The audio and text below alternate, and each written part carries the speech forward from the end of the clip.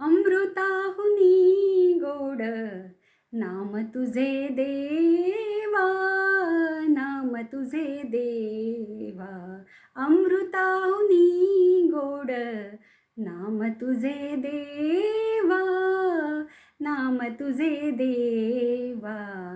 मन माझे केशवा काबान घे, काबान घे. अमृताहुनी गोड नाम तुझे देवा, नाम तुझे देवा. सांग पंढरी राया काय करूयांस, सांग पंढरी राया काय करूयांस. का रूप ध्यानासी न ये तुझे, न ये तुझे. अमृताहुनी गोड नाम तुझे देवा, नाम तुझे देवा. जिनका नाम अमृता से भी बहुत मधुर है, मतलब अमृत है उससे भी बहुत ज़्यादा ज़्यादा ज़्यादा मधुर है, वो है परमेश्वर. अगर ये नाम इतना मधुर है, इतना स्नेहमय है, इतना भक्तिमय है, तो मैं क्यों नहीं ले रहा? मेरे दिल में इतने सारे विचार विचार विचार क्यों आ रहे हैं? मैं हमेशा ये सोचता हूँ कि सारे विचार मैं ख़त्म कर दूँ और सिर्फ नाम नाम, बस भगवान का नाम अपने जहन में, अपने दिल में रखूँ, संजोऊँ. पर ये नहीं हो रहा है,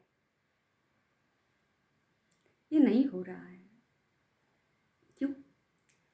महाराष्ट्र के संत, महाराष्ट्र के संत नामदेव जी कहते हैं कि ये तो स्वाभाविक है. जब हमारा जो दिल है ना, जो हमारा जीवन है, उसके अंदर जो मोह, माया, द्वेष, फरेब, ये सब इतना, इसका जो मतलब इसके अंदर हम इतने ऐसे पड़े हुए हैं कि हमें दूसरा कुछ सूझता ही नहीं है इसके अलावा. तो वो भगवान से ही पूछते हैं. अब हम क्या सोचते हैं, भगवान कहाँ पे है? वहाँ पे है दूर स्वर्ग में. पर नहीं, वो उनको पता है भगवान कहाँ है, वो हमारे दिल में है, वो हमारे साथ ही है.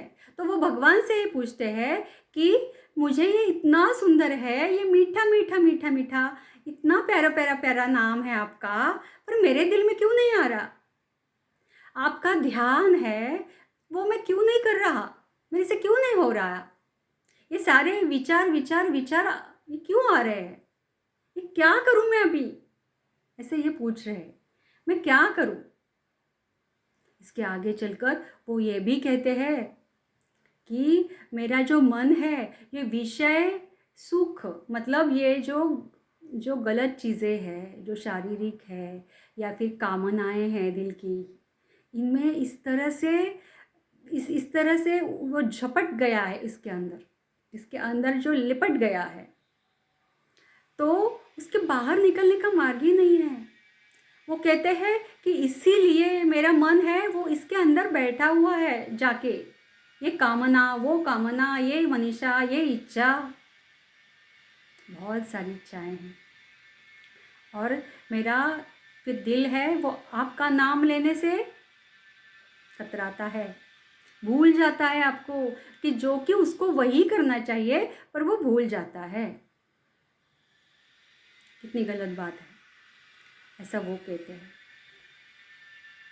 ये जो महापुरुष होते हैं ना, संत होते हैं, ये कभी ना दूसरों पे उंगली नहीं उठाते. आप ये गलत कर रहे हो, आपके दिल में मतलब भगवान का नाम नहीं आ रहा, आप भगवान का नाम नहीं ले रहे.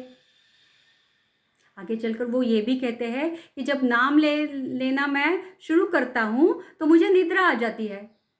हाँ, तो ये तो कॉमन सी बात है, ये तो सबकी सबकी यही राम कहानी है. फ्री मेडिटेशन मिलता है 2-2 घंटे का, पर हमें नींद आती है, हम उठते ही नहीं, अलार्म बंद, सो गए. कभी कभी लगाया भी तो फिर भी निद्रा के अधीन. कितनी सच्ची बात है। आज सदियों पहले इन संतों ने बताई हुई बात है, जो आज भी वही है, वही सच्चाई है। हम वही निद्रा के अधीन है, हम कुछ भी नहीं कर सकते। हमें वो नाम लेना नहीं आता, बस विचार विचार। जब मेडिटेशन पे बैठो, ध्यान पे बैठो, तो हमें नींद आती है। भगवान का ध्यान करना हमें आता नहीं है। बाकी सारी दुनिया भर की चीज़ें बहुत अच्छे से, वेरी गुड वेरी गुड, पर जो करना चाहिए वो हम नहीं कर रहे। तो वो कहते हैं कि ऐसा क्यों हो रहा है, ये क्या गलती है। ये वो अपनी बात नहीं, वो खुद का एग्जाम्पल, खुद का उदाहरण देके, ये संत लोग जो होते हैं, जो महान पुरुष होते हैं, वो खुद का उदाहरण देके हमें समझाते हैं। ये अपनी बात होती है, ये अपनी बात होती है। वो तो इनके परे रहते हैं, ऐसा मुझे लगता है कि ये बात हमारे लिए उन्होंने कही है, कि वो तो उनसे परे होंगे, तो प्रत्यक्ष परमेश्वर के साथ है। जब भगवान ने हमें यहाँ पृथ्वी पे भेजा, तो हमें समझाया था कि ये काम करने हैं, पर हम भूल गए हैं। हम यहाँ के कलयुग में इस तरह से घुल मिल गए कि हम सारी बातें भूल गए हैं। कभी कभी क्या होता है, हम अपने बच्चों को खेलने भेजते हैं, और हम ऊपर से देखते रहते हैं, कहीं कुछ हो नहीं रहा, हम उसमें नज़र रख के रहते हैं। और फिर वो जब अच्छे खेलते हैं, अच्छा कुछ करते हैं, किसी की मदद करते हैं, तो हम खुश होते हैं, दिल ही दिल में खुश होते हैं। और वो जब कुछ गलत करते हैं, कुछ झगड़ा वगड़ा करते हैं, कुछ अपशब्द बोलते हैं, या फिर कुछ भी गलत करते हैं, तो हम तुरंत नीचे जाते हैं क्या, उनको पकड़ने के लिए, उनको समझाने के लिए, उनको डांटने के लिए? नहीं, बिल्कुल नहीं। तो हम क्या करते हैं, हम सोचते हैं कि जब वो ऊपर आएंगे, घर पे आएंगे, तब हम उन्हें इत्मीनान से समझाएंगे। अभी क्या जल्दी है, करने दो, उनका वो जो गेम है पूरा होने दो। भगवान जी भी यही करते हैं। हम सबको भेजा है यहाँ पे एक लेसन लेके, एक पार्ट लेने के लिए। जो पिछले बार जो गलतियाँ की थे, जन्मों जन्मों में जो गलतियाँ की है, वो सुधारने के लिए हमें यहाँ पे भेजा है। पर हम तो यहाँ आके भूल गए हैं। हम तो समझते हैं कि ये समस्या, वो समस्या, इसमें ही हमारा आयुष्य है, बस इसमें ही हमारा जीवन चले जाने वाला है, यही हमारा घर है, यह पृथ्वी ही हमारा घर है। हम तो भूल गए हैं कि हमारा वो घर है, हमारे परमेश्वर का घर है, वो तो हम भूल गए हैं। तो ये हमें जगाने का, ये जो गहरी निद्रा में है हम लोग, जिसे हिम्मत निद्रा कहते हैं, इसमें से जगाने का, बाहर खींचने का काम कौन करते हैं? वो गुरु करते हैं।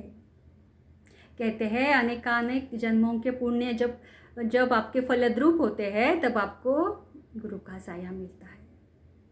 इतने आसानी से नहीं मिलता। जिसे कभी मिल रहा है तो स्वीकार कर लीजिए, उसे बल बली जाइए, उस पर वो अपना सब कुछ न्यौछावर कर दीजिए, आत्मसमर्पण कर दीजिए। फिर देखो वो आपकी कैसी तराशता है। एक जो पत्थर होता है ना, एक पत्थर होता है जो कभी कहता है कि मुझे नहीं कुछ चाहिए, मैं जैसा हूँ वैसा ही ठीक हूँ, और दूसरा जो पत्थर पड़ा हुआ है वो कहता है मुझे तराशो, मुझे छिलवाओ, मुझ पे काम करो। तो उसकी सुंदर मूर्ति बनती है, और ये पत्थर नारियल फोड़ने के लिए रहता है।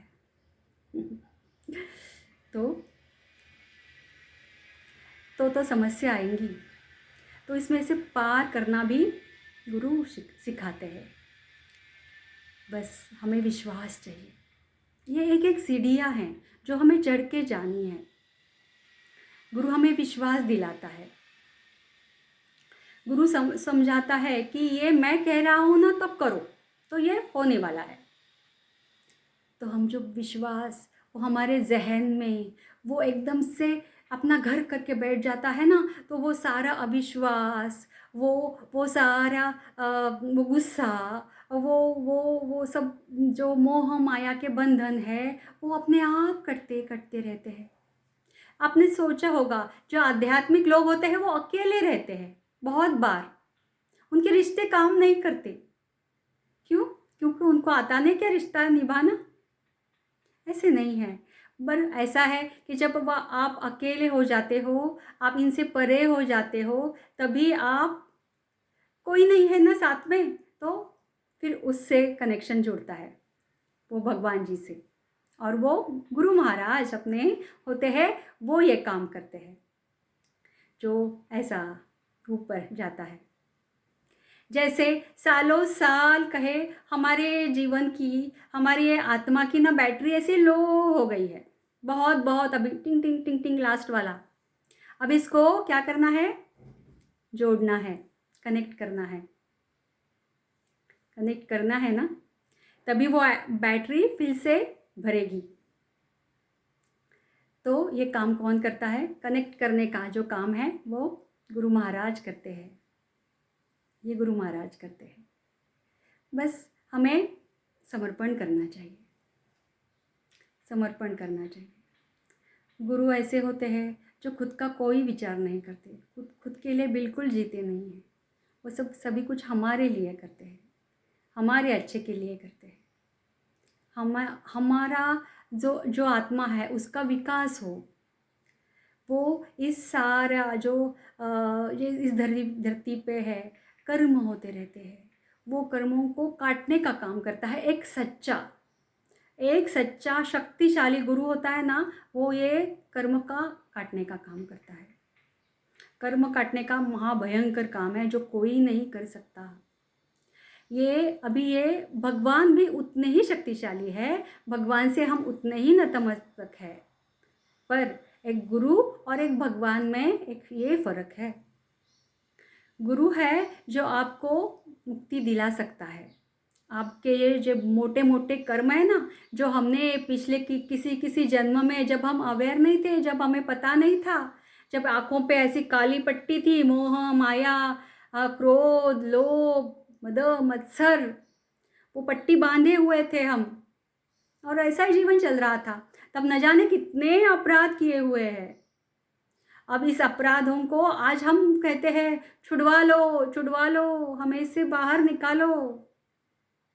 पश्चाताप की अग्नि में हम जल रहे हैं, अभी जल रहे हैं। तो वो जो हमारे बुरे खूंखार कर्म है, बहुत खूंखार कर्म है। अगर आपको अभी बताया जाए तो हम बोलते हैं अरे मैंने कैसे किया, मैं तो ऐसा नहीं हूँ, मैंने कैसे किया, ये हमने ही किया है। पर हम तभी पता ही नहीं था कि हम क्या कर रहे हैं, ऐसा ही चलता था।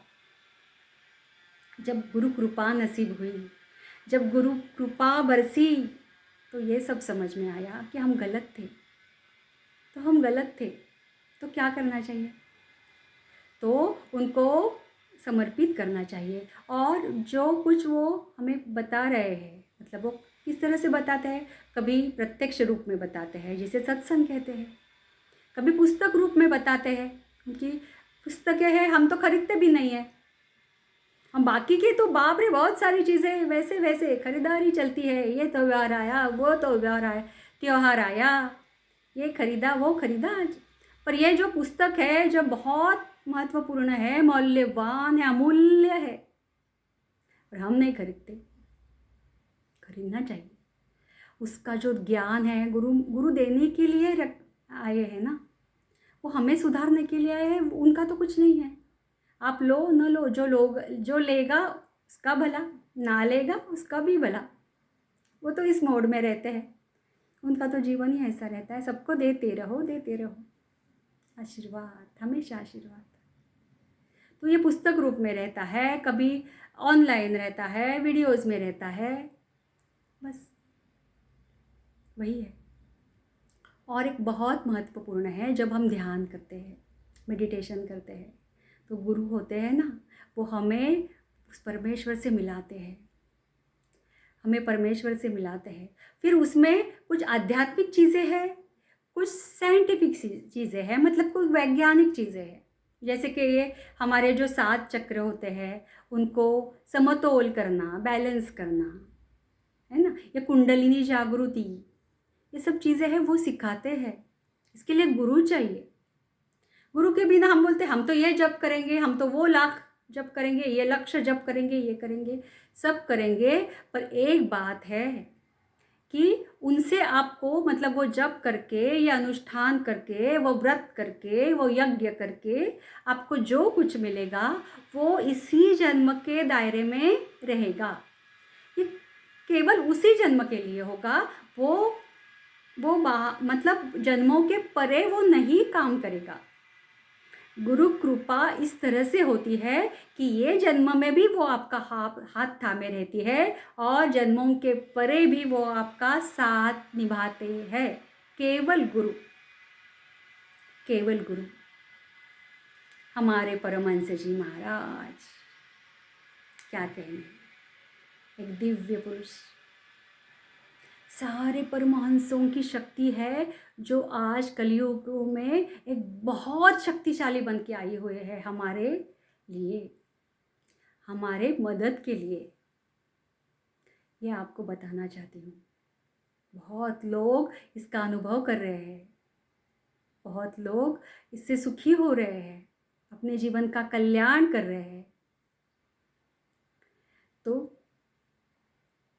कुछ नियम नहीं, जाप करना, पूजा, आरती, सत्संग, सेवा, ध्यान, ये तो हम करते ही है।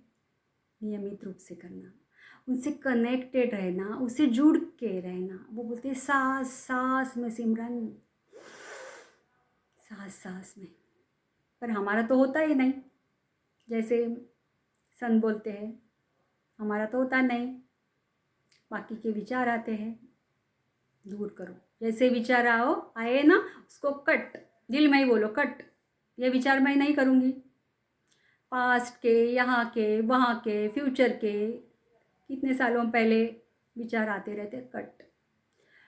अभी वर्तमान में जियो, गुरु महाराज बताते हैं, वर्तमान में जियो।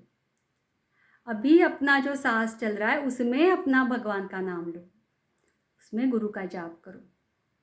गुरु आपको वो सब कुछ दिला सकता है जो आपको चाहिए। आपको इस सारे संसार के, पहले तो वो करता है ना, आपके सारी समस्या का समाधान भी करता है। कलयुग में तो वो करना ही है, करना ही है तो भूखे पेट, अगर मैं आपको कहूँ कि पेट में कुछ भी निवाला भी नहीं है और तो आप भक्ति का भ भी जान सकते हो नहीं, तो आपका ये समाधान भी होगा। पर पहले विश्वास तो रखिए।